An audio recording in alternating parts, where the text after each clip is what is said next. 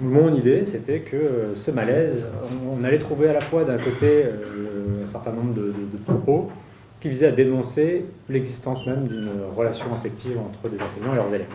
Alors, en fait, on pourrait développer, il y a des critiques envers la relation affective, il en existe plein, donc là j'en propose juste quelques-unes. En fait, ça pourrait être développé, il y en a d'autres, bien sûr, mais les principales m'ont semblé rapidement venir des défenseurs d'une école de l'instruction, donc une école des savoirs, dans lesquelles, et c'est là où j'avais des citations, mais bon, à la limite, comme ça, on ne pourra pas me reprocher d'avoir cité, je ne sais pas, Finkielkraut ou Jacques Julliard, son dernier bouquin, voilà. Je ne les cite pas, mais on va trouver des critiques vraiment fortes envers l'idée d'une relation affective enseignant-élève chez ces défenseurs de l'école de l'instruction. Également, j'ai pu remarquer qu'une certaine forme d'influence de la psychanalyse, enfin une influence de la psychanalyse avait pu concourir à ce qu'une idée prenne, selon laquelle entrer dans une relation affective avec des élèves pourrait être dangereux, néfaste. Alors là, je pense à Nicole Bayetto qui écrivait que entrer dans une relation affective avec des élèves, c'était une autre manière d'essayer d'avoir le pouvoir sur ses élèves. Enfin, bon, il y a toute une analyse que je ne vais pas reprendre ici. Et surtout les travaux de Riley en Australie, qui s'est intéressé à la dimension affective de la relation enseignant-élève et qui montre que dans les premières années d'enseignement, le fait d'établir des relations affectives avec ses élèves vient provoquer ce qu'il appelle une expérience émotionnelle corrective, c'est-à-dire vient compenser des carences affectives chez les enseignants. Et donc, cette idée-là, qu'il arrive à démontrer finalement quantitativement, fait peur quelque part, puisqu'on pourrait imaginer que les enseignants viennent se réparer eux-mêmes. Et enfin, elle fait peur. C'est pas forcément grave, c'est pas parce qu'on se répare qu'on peut pas également avoir des effets positifs sur les autres. Mais en tout cas, elle renvoie à l'idée que les enseignants pourraient être carencés, et on sait que les carences affectives sont souvent l'objet de préjugés négatifs, et donc vu comme quelque chose, une vulnérabilité, etc. Enfin, c'est une raison pour certains d'argumenter contre la dimension affective. Très rapidement encore, j'ai commencé ma thèse donc, par des entretiens exploratoires avant de faire des travaux plus quantitatifs. Et dans ce qu'ont pu me dire les enseignants dans ces entretiens, c'est d'un côté, et c'est plutôt la partie droite de la diapo, oui, la relation affective, elle est là, on fait avec, mais en fait, il faudrait qu'il y en ait le moins possible, on n'est pas là pour ça. Voilà, donc vraiment un discours présent à peu près chez tous les dans le discours de tous les enseignants interrogés, qui disent cette relation, il ne faudrait pas qu'elle soit présente, il faut y faire attention. Donc un consensus. Et alors là, tant pis, je vais utiliser mes notes de l'autre côté si j'y arrive. Et donc quand je suis passé suite aux entretiens exploratoires à la phase plus quantitative de mon travail de thèse, j'ai fait passer des enquêtes en ligne, donc on a envoyé des questionnaires à des centaines d'enseignants, il y a eu différents volets, et il y a eu un certain nombre de réactions. Alors, certains enseignants ne réagissaient pas, certains nous questionnaient, on s'est mis à discuter avec eux, dire finalement c'est assez intéressant ce à quoi ça nous fait réfléchir, on ne voyait pas ça comme ça, etc. Mais parmi toutes ces réactions, il y a eu des réactions d'indignation. Le questionnaire s'appelait Enquête sur les émotions des enseignants. Donc déjà, le mot émotion, parce qu'on a une culture qui est en train de changer, qui fait la place des émotions est en train effectivement de changer. Mais notamment, il y a eu une réaction qui est assez emblématique et que je ne résiste pas à l'idée de citer ici. Donc c'est une enseignante qui s'indigne de l'enquête, qui contacte son inspectrice, et l'inspectrice nous contacte, donc nous, Université Montpellier, et nous dit on se pose la question de la conscience, ou plutôt de l'inconscience de ce genre de propos, et si en plus ils viennent d'une université publique, c'est très curieux, pour ne pas dire grave. Peut-on évoquer l'existence d'émotions des enseignants au contact des élèves ? Notre réponse était oui, peut-on les nier ? Et j'ai averti le cabinet de la rectrice au vu de ces propos complètement déplacés. Que dirait-on d'un enseignant qui s'exprimerait ainsi en classe ? Heureusement qu'un professeur de l'académie m'a alerté sur cette question. Alors je ne vous cache pas que la rectrice n'en a pas eu grand-chose à faire. En tout cas, nous, on n'a pas été inquiétés. On n'a pas été inquiétés pour ça. Et puis finalement, si on regarde un peu du côté des textes officiels, le mieux à faire quand on ne sait pas quoi penser de quelque chose, c'est de rien dire du tout. Finalement, les textes s'expriment assez peu, c'est en train de changer évidemment, peut-être ces dernières années, là, avec les évocations de la bienveillance, etc. Mais classiquement, on ne parle pas de la dimension affective de la relation aux élèves. Donc, du coup, qu'on argumente pour ou contre, on ne peut pas réellement se référer au texte. Et d'un autre côté, dans cette première phase de mon travail, j'ai pu trouver des défenseurs de cette relation affective, et notamment chez ceux que Husserl avait nommés les pédagogues du cœur. Alors là, j'en cite quelques-uns. Et on pourrait prendre, par exemple, allez, je dois l'avoir ici. Non, c'est pas grave. Si, la citation d'Erasme, sans nul doute, ce sera grand profit si celui qui entreprend à instruire un enfant se vêt par une bonne inclination de courage, d'une affection de père et de mère envers l'enfant, car en toute besogne, l'amour ôte grande partie de la difficulté. Donc on aurait une tradition comme ça, pluriséculaire, qui valoriserait dans l'instruction la dimension affective entre le maître ou l'éducateur et ses élèves. Donc ces idées-là sont anciennes, n'ont rien de nouvel. Et ceci, d'ailleurs, dans les entretiens exploratoires, c'est ce que j'ai pu observer chez les enseignants qui disent « bah oui, il se passe quelque chose du côté de la relation affective et c'est plus fort que moi, ou moi je suis comme ça ». Mais c'est très... Et la plupart me disent mais en ça, je suis très différent de mes collègues. Mais finalement, tout le monde me dit à peu près la même chose.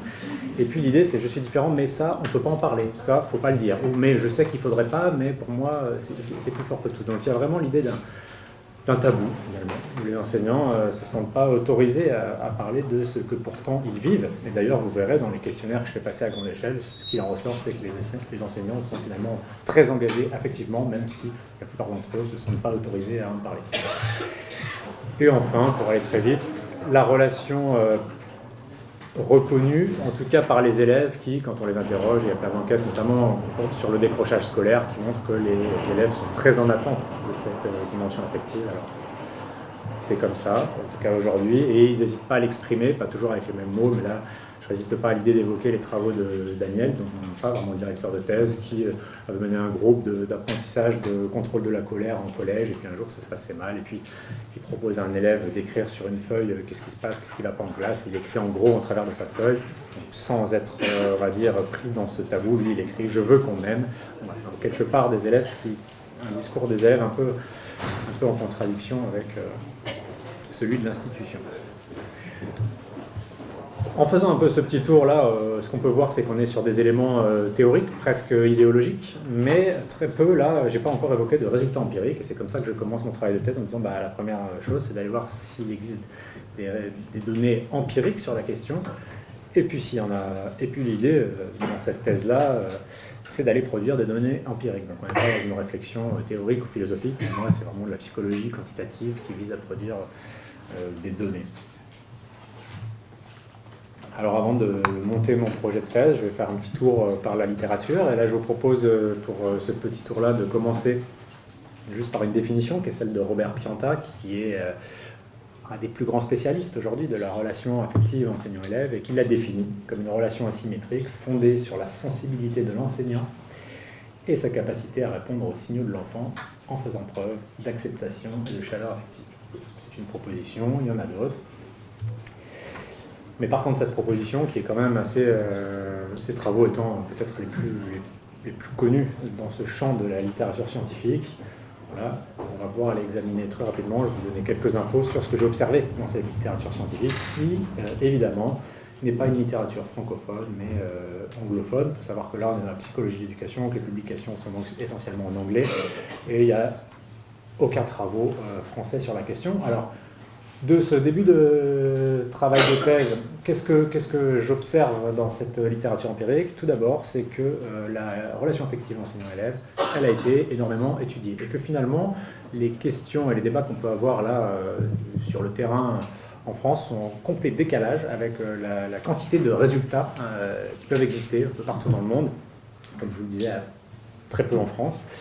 Et donc là, je cite quelques auteurs, mais on a même pas des centaines, mais des milliers d'études qui s'intéressent à cette question-là et qui en montrent de manière tout à fait consensuelle les effets positifs. Alors pour ce qui est de ce consensus, on peut aller voir l'incroyable méta-analyse là de Hattier, mais il y en a d'autres, des méta-analyses, etc. Et finalement, tous les résultats vont dans le même sens, c'est-à-dire que dans ce temps-là, je ne trouve pas un seul résultat contradictoire. Donc c'est un peu décourageant d'ailleurs en début de thèse, je me dis mais en fait je me suis trompé de sujet, c'est déjà fait, c'est fini et moi j'arrête. Sauf que non, parce qu'on va voir qu'il y a quand même quelques manques et puis donc on va jouer dans les petites failles qu'on trouve dans ce champ-là.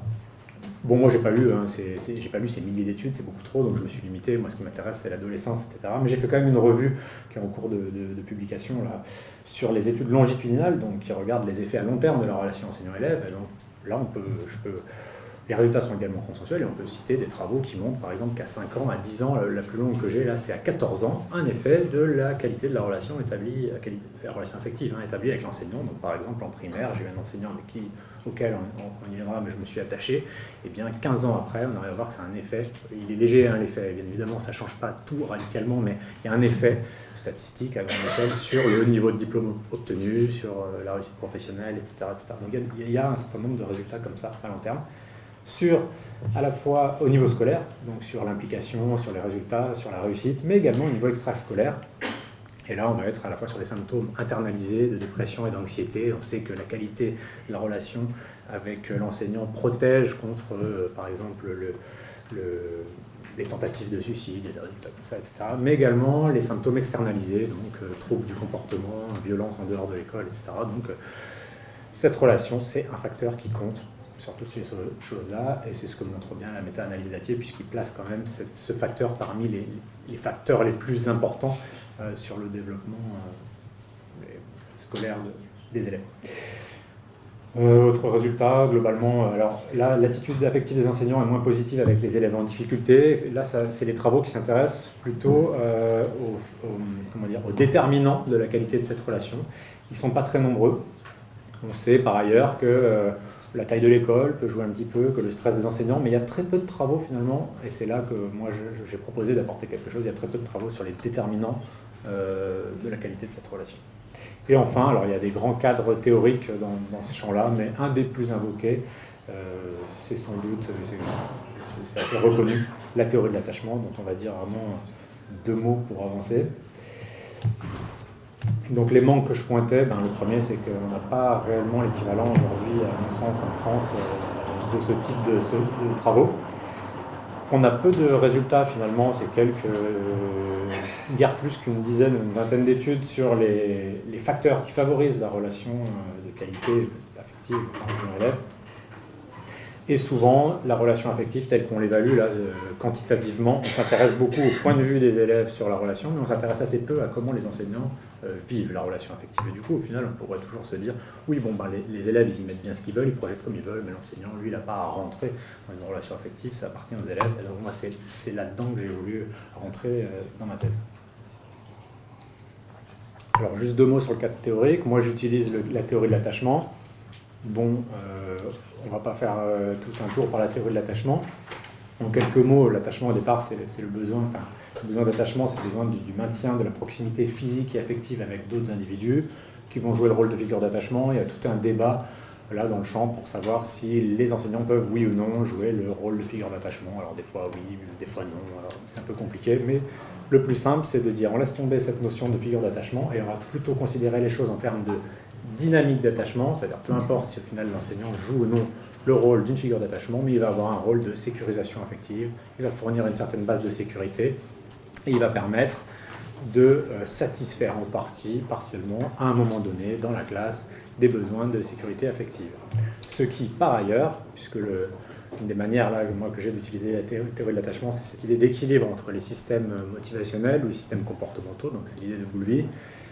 Quand mes besoins d'attachement sont satisfaits, alors je vais pouvoir aller satisfaire d'autres besoins, et ça va être notamment les besoins d'exploration, je vais pouvoir activer mon système d'exploration ou mon système de caregiving, c'est-à-dire que lorsque mon système d'attachement, parce que mes besoins d'attachement sont satisfaits, je vais pouvoir aller explorer le monde, c'est-à-dire aller découvrir de nouvelles choses, m'intéresser, c'est là où la curiosité prend toute sa place.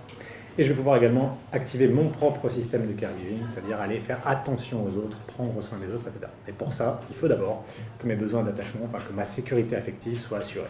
Et donc l'idée, c'est qu'on pourrait appliquer ça dans la classe. Donc voilà le cadre très général, mais je ne développe pas plus. Il y a énormément de travaux là-dessus.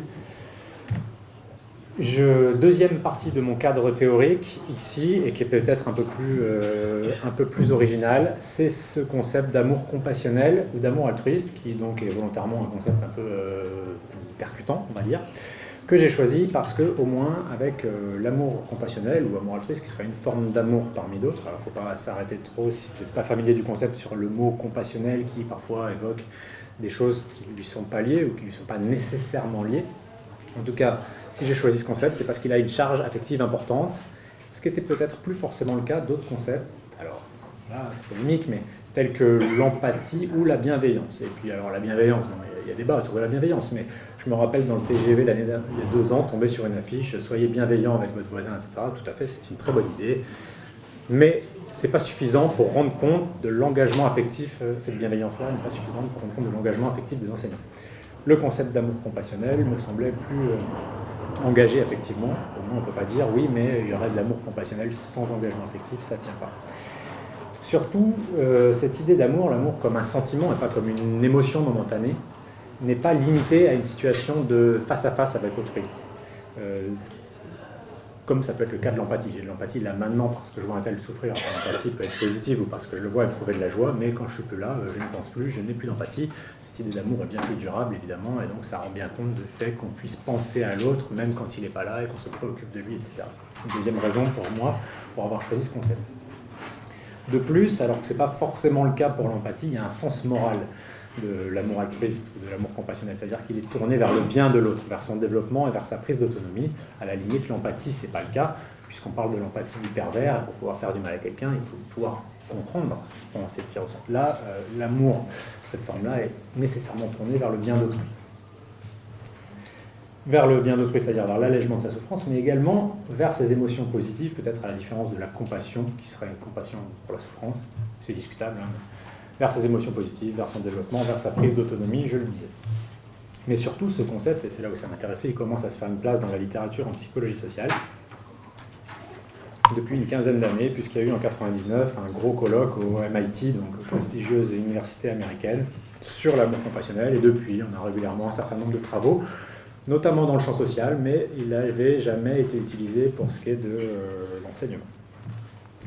Alors là, une définition qui n'est pas forcément nécessaire de prendre dans le détail, parce qu'elle se veut très générale, etc. En tout cas, une des spécialistes de l'amour compassionnel, Lynn Underwood, a l'habitude de le définir comme ça, en disant « Imaginez une situation dans votre vie où vous vous êtes senti aimé, mais vraiment aimé, et aimé pour ce que vous étiez vraiment. » Voilà, ce serait ça, pour elle, une manière de pointer ce qu'est l'amour compassionnel. Et bien moi, j'ai décidé de m'intéresser, vous allez le voir, à l'amour compassionnel des enseignants. D'autant plus que ce qui est intéressant, c'est qu'il est aujourd'hui intégré à la théorie de l'attachement comme étant une manifestation du système de caregiving, donc du prendre soin des adultes pour les enfants ou les adolescents. Donc les quelques résultats maintenant que je vais devoir survoler très rapidement sont des résultats quantitatifs issus de questionnaires dans lesquels j'utilise des échelles de mesure psychométriques, donc c'est des instruments bien validés avec des procédures de validation particulières, etc., que je fais passer à des enseignants parfois et à des élèves à d'autres moments, là plutôt des adolescents, et sur lesquels on fait un traitement statistique. Alors le traitement peut être plus ou moins complexe, les données que je présente juste aujourd'hui, c'est des résultats très simples pour aller vite, je ne vous donne pas le détail de toutes les régressions et des variables contrôlées, etc. Je vais vous montrer juste quelques résultats. J'ai trois éléments de mes résultats là, que j'avais choisi de vous présenter. Le premier, c'est des résultats qui visent à répondre à cette question. La relation affective avec les enseignants, perçue par les élèves, est-elle prédictive de leur adaptation psychosociale? Alors là, c'est des résultats obtenus près de 117 élèves de 4e et 3e, à qui on a demandé d'évaluer la qualité de la relation affective avec l'enseignant via un questionnaire qui a été construit par Pianta. Et là, vous avez un exemple d'item, mais je ne rentre pas dans le détail. Et à ces élèves, par ailleurs, je leur ai demandé de répondre à des échelles de soucis empathiques, l'empathie donc pour les autres, des échelles de violence, et également, j'ai utilisé leurs résultats scolaires. Bon, très simplement, cette première phase a permis de montrer, alors lorsque vous voyez, c'est des simples coefficients de corrélation, on n'est pas dans les régressions, mais très simplement, je ne sais pas si vous êtes familier ou pas familier des corrélations, mais ce qu'on voit apparaître, c'est un lien entre une des deux dimensions, chaleur et conflit, qui sont les deux dimensions de l'échelle de la relation. Là. À chaque fois, on arrive à voir des liens significatifs et relativement importants, notamment pour ce qui est de la violence et du résultat scolaire, entre la qualité de la relation affective donc, et ses variables d'intérêt. Donc plus les élèves se sentent dans une relation affective et chaleureuse avec l'enseignant, meilleurs sont les résultats scolaires, moins leur violence est grande à l'école et en dehors de l'école, et plus ils se disent empathiques envers les autres en dehors de l'école. Ce qu'on peut expliquer comme simplement La sécurisation et donc la satisfaction des besoins d'attachement permet une activation du système exploratoire qui va se transformer du coup en un meilleur apprentissage et une activation du système de caregiving et donc de l'attention aux autres. C'est le modèle en tout cas. Deuxième niveau de résultat, donc là c'est ce que j'évoquais en introduction, on va être sur les déterminants, qu'est-ce qui favorise cette relation de qualité, et donc l'amour des professionnels permet-il de prédire la qualité de la relation affective avec les adolescents. Alors cette forme d'amour-là, elle permet d'ailleurs d'éviter des peurs et des dérives, dire oui mais attention, une relation affective, c'est pas une relation de copinage, c'est pas une relation amoureuse, et puis on sait aujourd'hui la peur de la pédophilie, etc. Et défini comme ça, je pense qu'on évite, on permet de passer à côté de ces peurs-là. Donc ce type d'amour-là, je l'ai évalué chez les enseignants, avec une version française qu'on a traduite et validée, qui est en cours de publication de la Compassionate Love Scale, donc échelle d'amour compassionnel, à destination des enseignants. Voici un exemple d'item. Et donc les enseignants ont également répondu à une version enseignant de la qualité de la relation aux élèves. Mais là, vous voyez un exemple d'item. Et ce qu'on peut voir dans cette série de résultats, alors là pareil, c'est un coefficient de corrélation de 0,65, c'est-à-dire qu'il est très élevé, que plus les enseignants déclarent aimer leurs élèves, et meilleure est la qualité des relations qu'ils déclarent avoir avec les élèves. Et ce coefficient est très élevé, vous voyez apparaître là la droite de régression.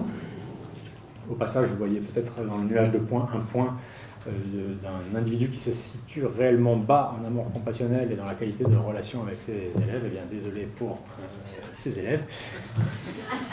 Toujours est-il que ces résultats montrent que les professionnels, comme je vous disais, qui déclarent aimer davantage les adolescents, décrivent aussi de meilleures relations avec eux, mais il y a un biais.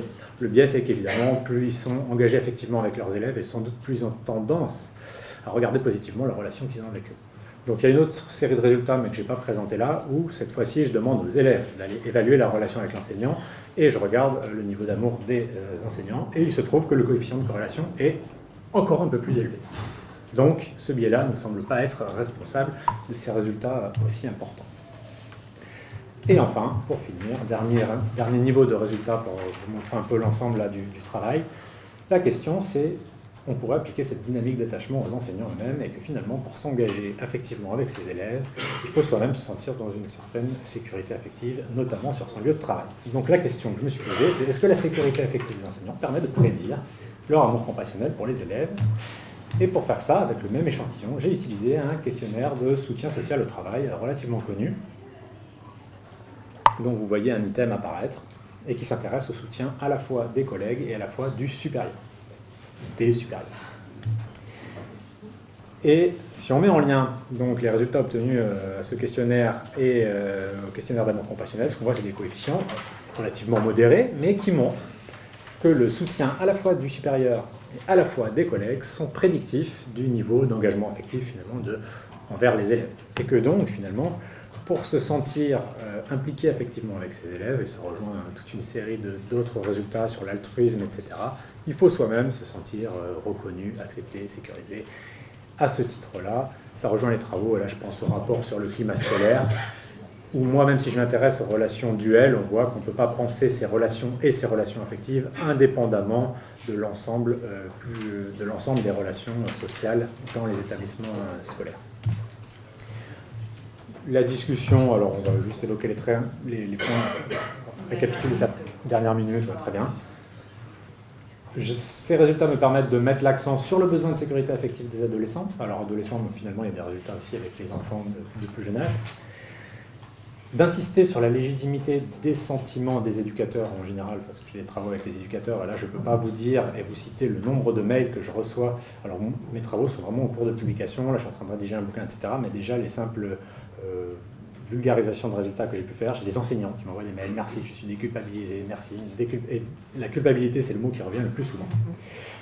Donc l'idée, c'est de mettre en cause ce tabou et de faire plutôt de la relation affective un objet de réflexion, de travail, et de pointer le besoin de soutien des professionnels eux-mêmes. Et ça m'intéresse beaucoup, notamment dans la formation des cadres à la PJJ, où les choses fonctionnent à peu près de la même manière, avec un tabou qui est relativement similaire.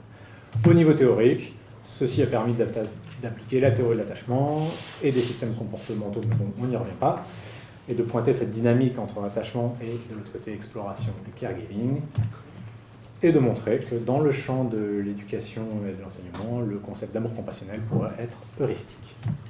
En conclusion, je finirai juste sur quelques questions. Pourquoi un tel tabou finalement autour des affects dans les institutions et en formation? Il faut savoir que ce dont je vous parle là, toute cette littérature de l'examen que j'ai fait des bibliographies des différents masters dans un peu tous les aspects de France, c'est une littérature qui n'est pas très présente.